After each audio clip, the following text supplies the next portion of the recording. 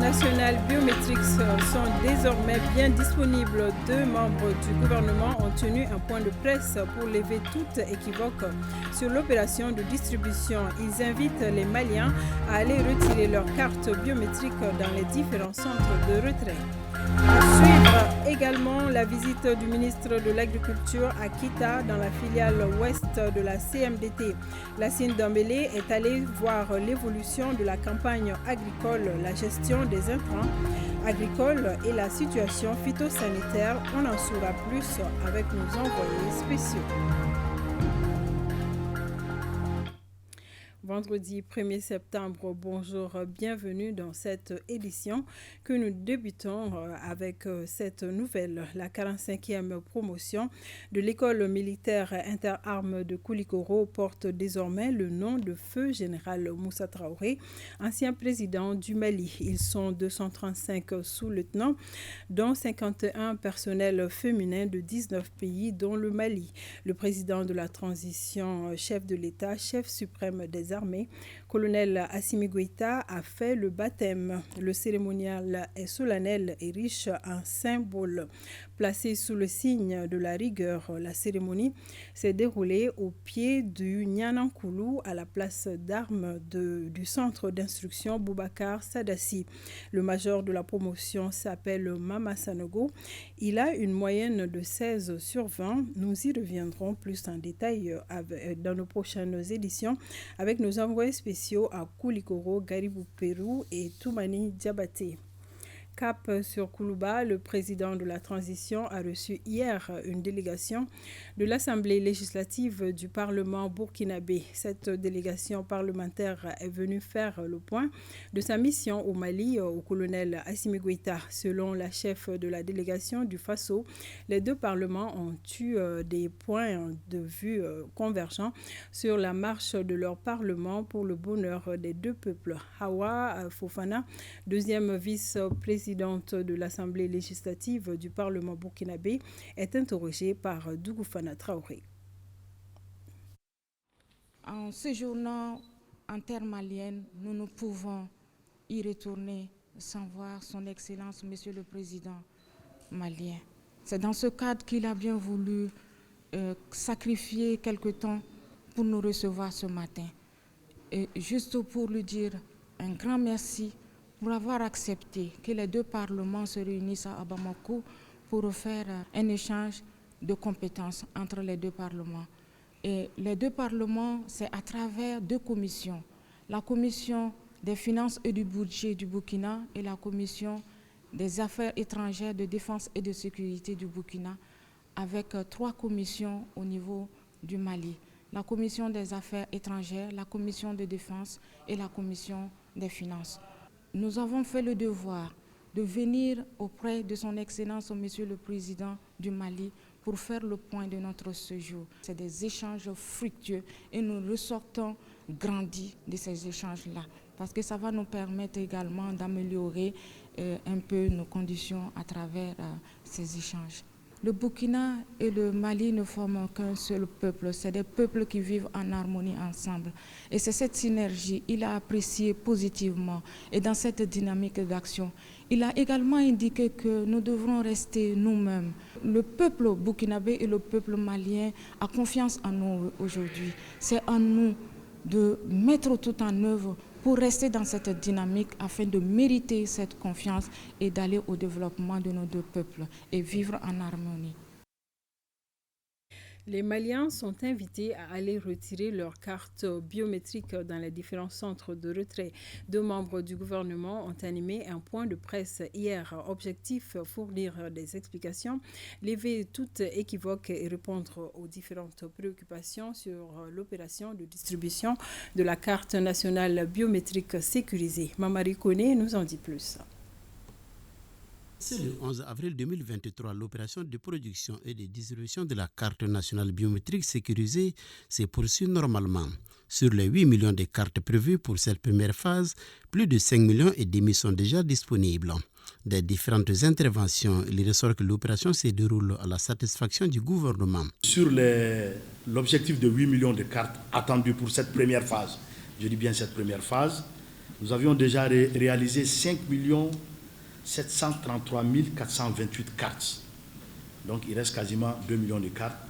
Et là aussi, on a un délai raisonnable qu'on a eu à donner à la société. Et la société se tient à respecter ce délai pour que nous soyons dans le temps imparti.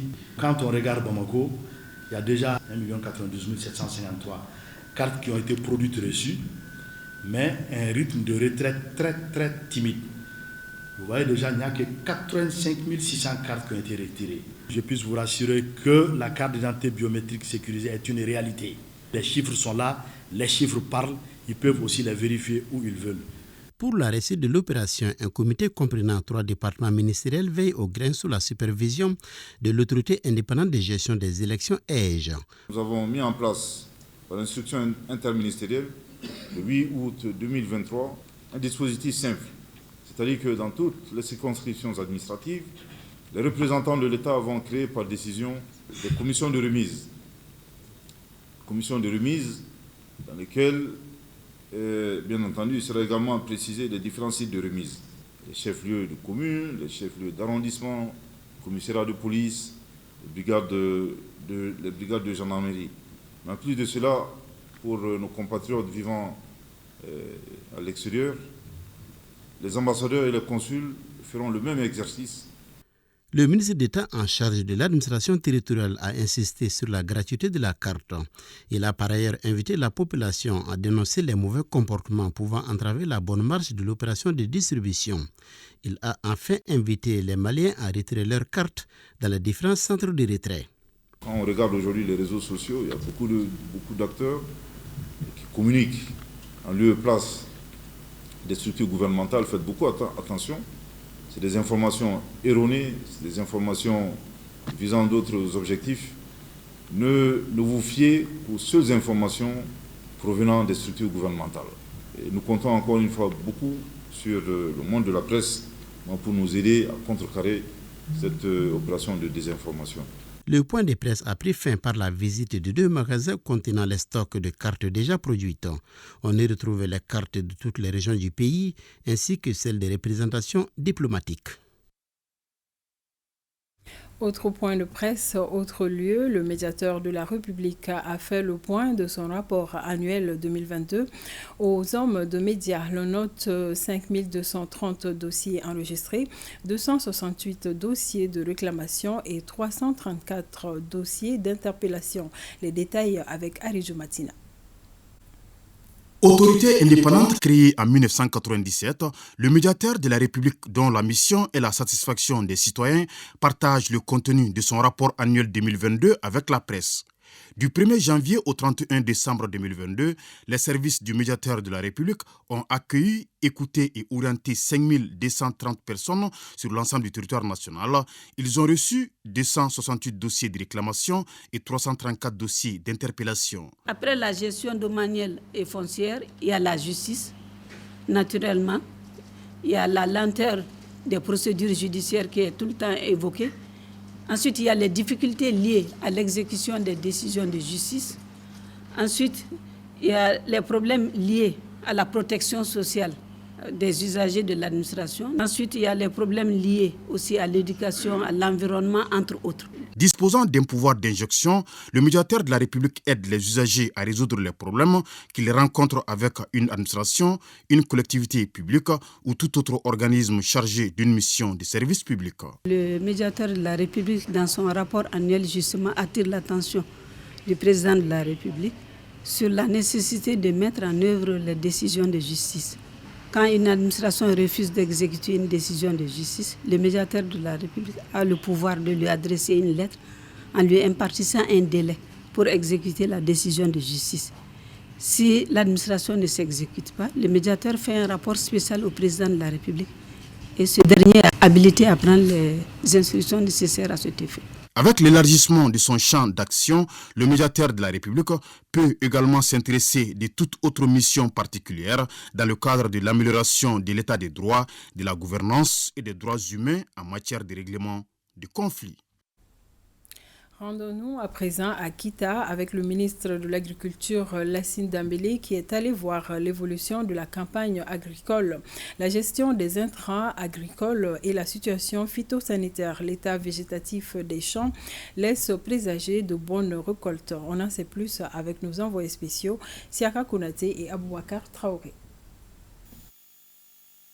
Le champ de coton et de maïs d'Oumar Diallo, d'une superficie de 3 hectares chacun, présente un bon état végétatif. Ces producteurs du village de Toumandala, filiale ouest de la CMTT Kita, s'attend cette année à une production de 5 tonnes de coton et plus de 3 tonnes de maïs.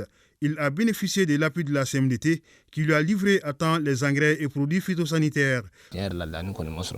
D'habitude, nous faisons les semis au mois de juin. Mais cette année, nous avons fait les semis en juillet. Je n'ai pas rencontré de grandes difficultés. La CMDT m'accompagne en termes d'encadrement et d'approvisionnement en engrais et produits phytosanitaires. Autre constat, ces producteurs respectent les consignes données par l'encadrement de la CMDT, c'est dont se réjouit les visiteurs du jour. À vue d'œil, je crois qu'il a appliqué tout l'itinéraire technique qui a été conseillé par son encadreur. Pratiquement, vous avez vu le champ de coton à bonne mine. Et par rapport aux parasites qui avaient impacté les résultats l'année dernière, il dit n'avoir pas rencontré de cas cette année. Mais qu'à cela ne tienne, il a eu tout ce qu'il lui faut pour y réagir en cas d'attaque. Il a fait déjà les traitements qui ont été recommandés et il a appliqué aussi la fumure minérale et la fumure organique à des doses recommandées. Comme vous avez vu, le champ a un bon aspect végétatif et pratiquement il n'y a pas de problème particulier. Les producteurs Oumar Diallo rencontrent des difficultés liées au renouvellement des semences de maïs, ce qui joue sur les rendements, d'où ces conseils du ministre de l'Agriculture. Le constat que je fais, c'est que le renouvellement de la semence ne se fait pas. Or, on sait très bien que le maïs, c'est une culture qui fait sa fécondation à l'extérieur. Donc quand tu ne renouvelles pas, au bout d'1 année, 2 ans, 3e année déjà, tu as déjeuner de caractères. Donc les caractères récessifs qui sont cachés dans la variété peuvent ressortir. Et ça peut jouer sur la productivité et sur la qualité même de la production. Oumar Diallo appelle ses pairs à bien préparer la campagne agricole en s'y prenant dès que les premières pluies tombent. Changement climatique oblige. Il salue le gouvernement et la CMDT pour la mise à disposition des intrants. Salutations et remerciements également des familles Tunkara, Kamara, Keita et Sissé à l'endroit des autorités lors de la visite de courtoisie que le ministre Lassine Dambélé leur a rendue. Elles ont fait des prières et bénédictions pour une bonne campagne agricole et la réussite de la transition. Une bonne nouvelle sur un tout autre plan. L'hôpital du Mali a désormais une unité de procréation médicalement assistée. Entendez là un centre permettant de prendre en charge les femmes qui rencontrent des difficultés à concevoir un enfant. Avec cette nouvelle unité, il est désormais possible, à travers certains mécanismes biologiques et cliniques, de permettre à ces femmes d'être des mères. Un rêve devenu réalité grâce au concours du département de la santé et la République populaire de Chine. Boukari Koulibaly, reportage. La problématique de l'infertilité de la femme au Mali, une question à laquelle les services de santé tentent d'apporter des remèdes. Selon une étude réalisée en 2022, 15 à 17% des couples sont touchés par cette pathologie dans notre société. Pour trouver une réponse à ces fléaux, le ministère de la Santé, en collaboration avec l'ambassade de Chine, dote l'hôpital du Mali d'une unité de procréation médicalement assistée.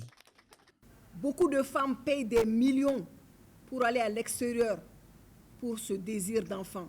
Si aujourd'hui, on peut satisfaire ces femmes ici, c'est un grand plus. Le processus a commencé par la construction d'un bâtiment qui est fait sur le budget national. La formation d'une première équipe malienne en Chine, la dotation en équipement, en matériel et l'appui et l'accompagnement de l'équipe par des experts chinois venus spécialement pour l'implantation du dit projet. Bon, déjà, on a de bons résultats. C'est pas, on me dit qu'il y a 10 grossesses qui sont déjà confirmées. Donc, félicitations déjà à toute l'équipe. L'inauguration du centre PMA a été couplée au lancement de la semaine d'échange académique Chine-Mali sur la médecine clinique, un cadre d'échange et de partage d'expériences entre acteurs sanitaires maliens et chinois. Les deux parties organisent cette semaine d'échanges académiques Chine-Mali sur la médecine clinique afin de fournir une bonne plateforme au personnel médical des deux pays pour apprendre l'un de l'autre, échanger leur savoir-faire et se perfectionner ensemble. Pour le bon fonctionnement du centre de procréation médicalement assistée, l'ambassade de Chine a fait don de lots d'équipements et de médicaments à l'hôpital du Mali. À la fin de la cérémonie, le ministre et sa suite se sont rendus au service de radiothérapie et d'imagerie de la structure. Sur place, colonel Assa Badiolo a constaté les travaux en cours concernant le portique de la salle de radiothérapie. Autre constat fait par les visiteurs, l'opérationnalisation du scanner. La machine était à l'arrêt depuis un moment. Depuis quelques jours, Tombouctou fait la une de certains médias et des réseaux sociaux. Des informations relatives à un blocus sur la ville, des jets d'obus et l'occupation de Ber pour rassurer les populations. Le commandant de la zone de défense numéro 5 était face à la presse. Compte rendu hier à Tandina. Rassurer les populations sur les questions sécuritaires à Tombouctou, l'évolution de la situation sur le terrain et les dispositions en cours après l'occupation de Ber par les FAMA sont entre autres les sujets abordés par le commandant de la zone de défense numéro 5 au cours d'un point de presse. Il s'agit pour l'officier en charge de la sécurité des deux régions Tombouctou et Todani de stopper les rumeurs relatives à un blocus sur la ville, l'étouffement de la ville et le déplacement des populations. Après cette défaite militaire sur le terrain, que l'ennemi a perçue comme une humiliation, ne s'attendant pas à quitter Ber, l'ennemi s'est adonné maintenant à une campagne médiatique, une véritable politique de communication, par les messages vocaux qui circulent sur les réseaux sociaux, par les intoxications, par les menaces contre les populations, par les tirs indirects des obus. Ces arguments du colonel ont été soutenus par les autorités locales de Ber, les transporteurs et commerçants sur le terrain qui confirment l'approvisionnement correct de la ville en denrées de nécessité. Avec toutes les conduites vraiment d'une armée républicaine. Donc je voudrais d'abord les remercier vraiment de nous avoir libérés. Vraiment Ber, puisqu'on a combien d'années, vraiment Ber n'existe pas. Les locaux du communal ont été occupés, les écoles ont été occupées, les lieux du chef d'arrondissement ont été occupés. Et même c'est très sale avec des multiples drapeaux là et puis multicolores là qu'on n'a jamais reconnus. Chez nous, si les camions sont garés, c'est parce qu'il n'y a pas de route. La route de l'Éré Tombouctou est enclavée, il y a de l'eau là-dedans, donc ce n'est pas notre première fois et chaque année aussi c'est comme ça. Voilà tout simplement le blocage que nous, nos transporteurs, ils ont. Et du côté de Bambara-Moudé, l'autre jour, on a évoqué ce problème avec le même commandant de zone. Ce qu'il nous a dit, c'est vraiment pertinent parce qu'il nous disait que ça ne relève pas de leurs compétences. Mais ça aussi, les pourparlers sont en train de faire dans cette route pour qu'on puisse décongestionner le problème qui se trouve de ce côté. Nous vous rassurons que nous sommes à votre disposition. L'approvisionnement de la ville se fera correctement. Tous les grands responsables des commerçants, on les a touchés. Les transporteurs, des stratégies sont mises en place, aussi bien dans la ville de Tombouctou que partout dans le secteur. Même dans la lisière en dehors de la ville, les opérations sont déclenchées et sont en cours et qui portent déjà des fruits. Ces actions seront renforcées dans les principales villes, sur les principaux axes d'approvisionnement, en accord avec les commerçants et avec les transporteurs. Et tout se passera très bien. Les villes de Taoudeni et de Tombouctou seront très bien approvisionnées. En conclusion, il est ressorti que la ville est bien approvisionnée, mais butée à des spéculations portées par les commerçants. Une assurance a été donnée par le commandement militaire de traquer l'ennemi dans son dernier retranchement, partout dans les deux régions. Et pour terminer, le 31 août, Le Monde célèbre les blogueurs. Le blog, une page web créée et animée généralement par un seul individu. Notre reporter Awadit Makamara est allé à la rencontre d'un jeune blogueur qui a su imprimer ses marques dans le domaine.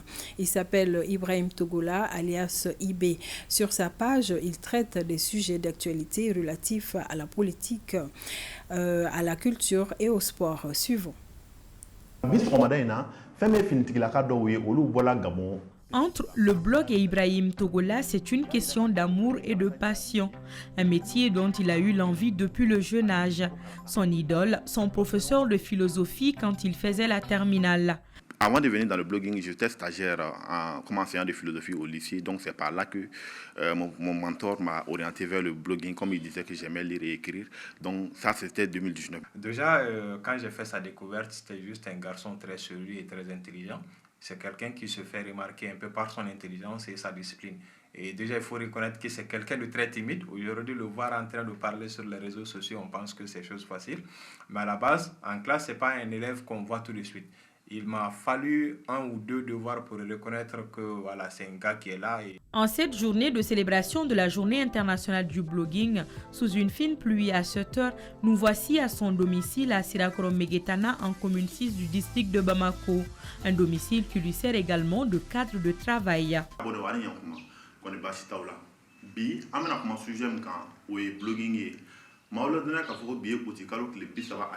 Sur son blog, il touche presque à tout.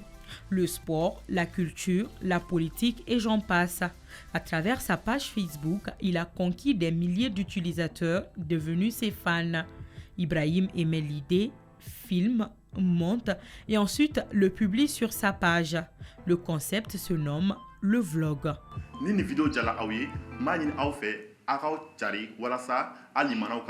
Aujourd'hui, les vidéos sont le contenu le plus consommé. Et au Mali, quand on prend la population entière, on comprend que la majorité de la population ne savent pas lire en réalité.